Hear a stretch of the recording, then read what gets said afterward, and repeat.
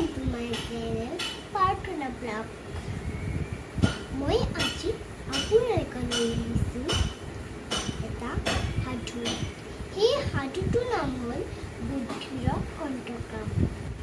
যদি মোৰ ভিডিঅ'টো ভাল পায় লাইক শ্বেয়াৰ আৰু কৰিবলৈ নাপাহৰিব।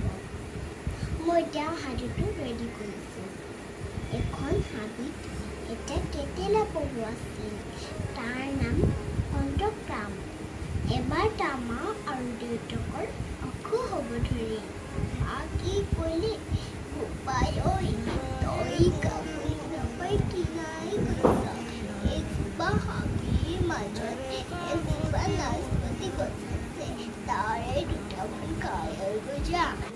কণ্ঠকামে ক'লে, মই বাৰু খাম কৰি। তোমালোকে বাৰু কি খাবা? বাঘে উত্তৰ দিলে, আমি আমাৰ যেতিয়া গাৰ ভাল হ'ব আমি কাম কৰিম। তই এতিয়া খাই গৈ যা। কণ্ঠকামৰ মনত বৰ দুখ সি হাবিৰ মাজেৰে গৈ থাকে। সি দেখিলে নাচপতি গছজোপা দেখা পালে। সি দেখিলে নাচপতি গছজোপা পকা পকা ধেৰ লাগি আছে। ওপৰতো কেইটামান লাগি আছে, তলতো কেইটামান পকা পকা পৰি আছে। সি ভাবিলে, মই বাৰু এতিয়া দেউতালৈ মুখলৈ যাম। মায়ে বাৰু কি খাব? তাৰ পৰা তাৰ এটা মনত বুদ্ধি আহিল। সি পৰি থকা নাচপতিবোৰ গোটাই ল'লে। তাৰ পাতবোৰ সি থিয় কৰি দিলে। সি 1 2 3 বুলি এটা পাক মাৰি দিলে।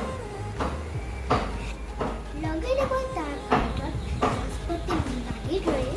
সি আৰু জোপোকাই ঘৰলৈ গৈ মাকে আৰু দেউতাকে আৰু কণ্ঠকামে ভাগ কৰি খালে।